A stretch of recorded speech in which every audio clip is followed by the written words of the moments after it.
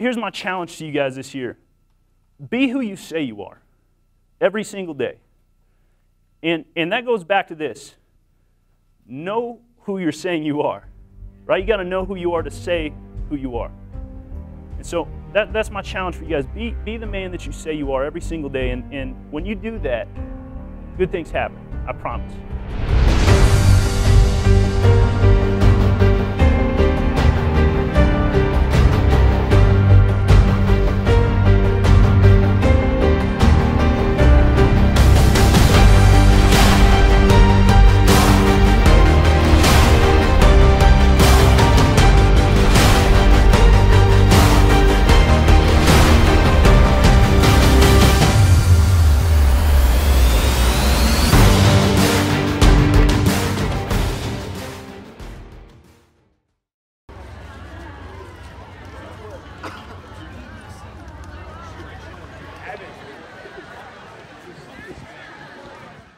The 2018 edition of Pump Handles set the mark of a new academic year at Knox College. Since its creation, the annual event has allowed students to greet each other in a long handshake line the evening before the starts of fall classes.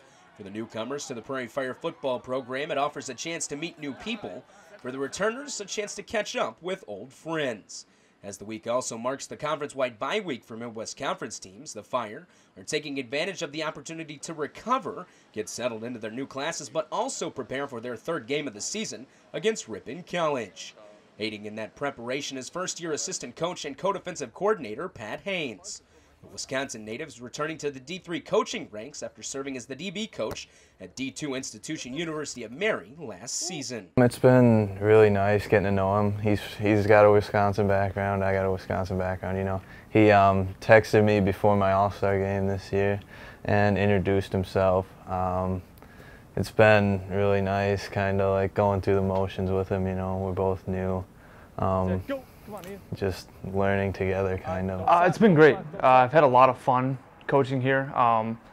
It's a good atmosphere. The guys are awesome. You know, it's kind of what I wanted to get back to.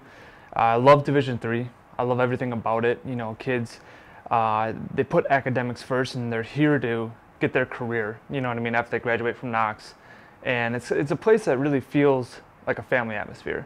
You know, it's a smaller team, a close-knit group of guys. And you feel it on campus too. Now that classes just started, you know, I'm starting to feel the sense of a lot of pride in the Knox community. He's a new addition, but it seems like he's been here for a while. In practice, he's very adamant about doing our technique. He does not take a play off. I'm a detail-oriented coach, especially at the defensive back, technician. I really grind the guys on every little thing that they do, every little movement, every little step. You know what I mean? That's kind of what I would say. Although perfecting the technique is a priority for Haynes, he doesn't lose sight of always being an advocate for his players. Just cheers me on. He's one of my biggest fans, you know. Just tells me I can do it, tells me that I fit in here, tells me that I can play at this level. And then he helps me off the field as well. I mean, he said anything that I need academically or just personally, he said he'll help me with. He's changed my life because he's actually believed in me. Like, not many people have in my life because, I mean, my height and my weight. I'm not the biggest guy out there, and every time, like, even after I mess up, he's still there believing in me after messing up and just anything I do. You know, our ultimate goal is to make you successful after you're done with your 4 years. We want to prepare you to be better husbands, you know, workers, fathers, everything that we can. So when you leave this place, you know what I mean, you're getting out into the workforce, you already understand time management. You know, you understand kind of how to buckle down and get to work. With multiple DBs on track for medical school, that success is already noticeable. Another coach that is working to teach the lessons applicable for professional life is Andy Gibbons. The Altona resident has been a part of the Knox football program for the past 27 years, but this year he is taking on a new role as he's now the strength and conditioning coach for Prairie Fire Athletics. First of all, I'm excited to be the strength coach and have a new career opportunity and to work with all the teams and help the teams, and I'm all about helping people. But I am also glad that I still get to be a part of a smaller part, but I am also glad to be a smaller part of Knox football with the strength program that we're doing, and I think we're doing some good things and making some good progress there. And it's still good to be a part. Regardless of Gibbons serving in a new role, he is still finding time to maintain the relationships with the football players. Like today, I had a couple breaks in between classes where I would just go sit up in his office, talk about whatever. We have a 3-year argument about who's better between Michael Jordan and LeBron. I mean, we bring it up if we see each other passing by. I'll just like throw a little quip in there, but I talk to him all the time. Now that's something I really do miss, is the one-on-one D-back, coaching the guys, being in film at the individual. That's something it's tough not being a part of as much, but I get to do that downstairs in a different way with the guys. He's made a lot of sacrifices to be here, and knowing that he had 5 kids, and him being here and spending so much time with us and sacrificing, I'm sure missing things of theirs so that he can be here and to make sure that we're succeeding and we're successful, really means a lot and really shows how much he cares about this school and this program. I care, okay? That would be the word for me. I'm a big believer to be a good leader, you have to care about the people that you're leading, that you're coaching, that you're teaching. And I've also believed caring through leadership, servant leadership, just being here for people and helping. Winter term of my freshman year, I kind of had a pretty tough course load, and he was the one that I would go and talk to, and he would point me in the direction of the help that I needed to get.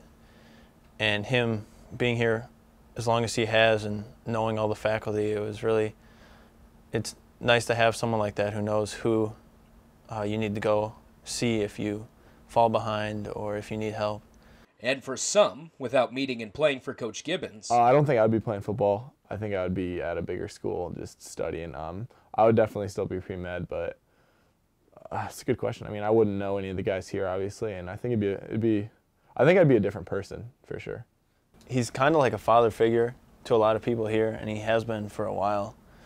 From the stories that I hear about him, he's always had an open door policy with his players, and that's really helped me through some of the tougher times that I've had here in Knox, and it's something that I'm really grateful for. aside from serving as the strength and conditioning coach, Gibbons is also the head of the E&L Andrew Fitness Center, a faculty professor, and serves in a variety of roles in the surrounding communities. As it is bye week for the Prairie Fire, players and coaches are enjoying some extra free time, but not losing their competitive spirits. A popular thing to do in the coach's office for many is play NHL hockey on the Xbox, mostly for bragging rights, but this week it was for something more, as senior O-lineman Dom Perello challenged QB coach Wes Graham to a game where the winner got to shave the loser's beard however they wanted. Of course, we were there to catch all of the action.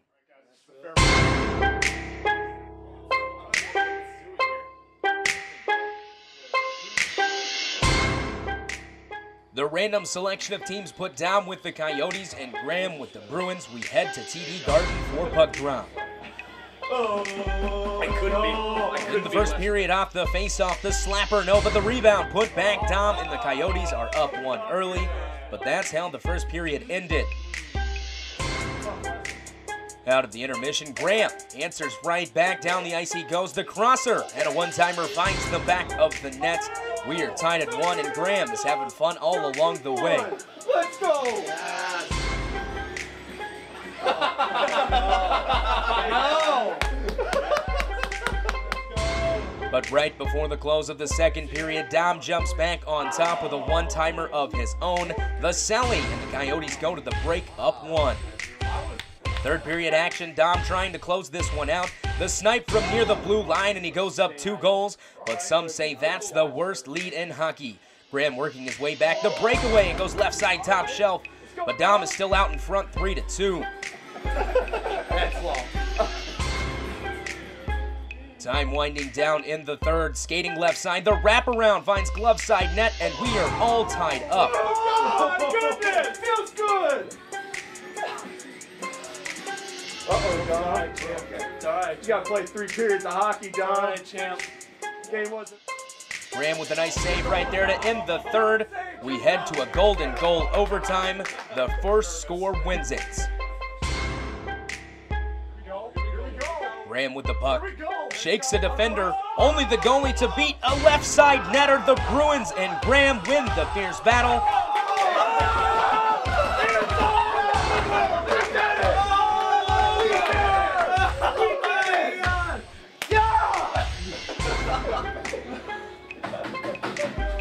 Oh my! And as only hockey tradition goes, a post-game handshake, but the game is complete. It was time to shave up the beard.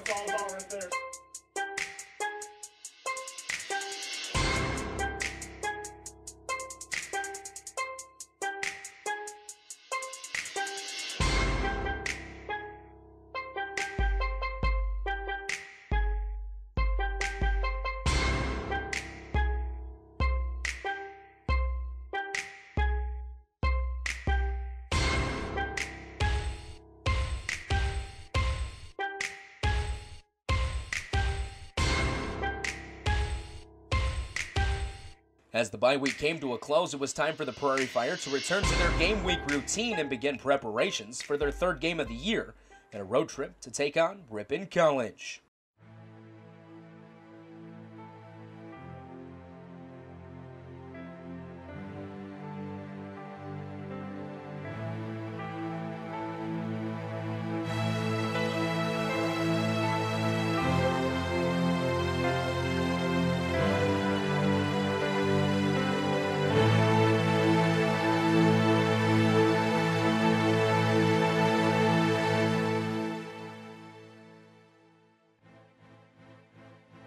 Next week on Hard Knocks, we focus on the Prairie Fire's connections to the state of California, plus game highlights from the Week 3 matchup with Ripon.